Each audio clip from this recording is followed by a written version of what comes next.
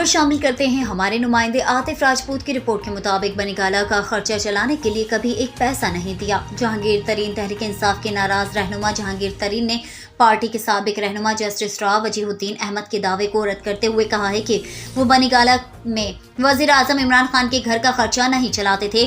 चंद रोज कबल जस्टिस वजीहुद्दीन ने एक निजी चैनल के टॉक शो में गुफ्तगू करते हुए कहा था कि इमरान खान का बनीगाला का घर जहांगीर तरीन जैसे लोगों के पैसे से चलता था।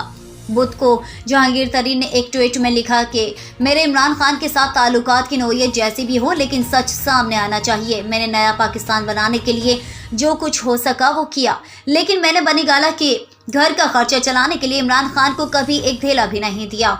बनीगाला रिहाइशगाह के अखराजात मस्खरों को तवज्जो देने की ज़रूरत नहीं। इनका कहना था कि मैं रिकॉर्ड को दुरुस्त करना चाहता हूँ।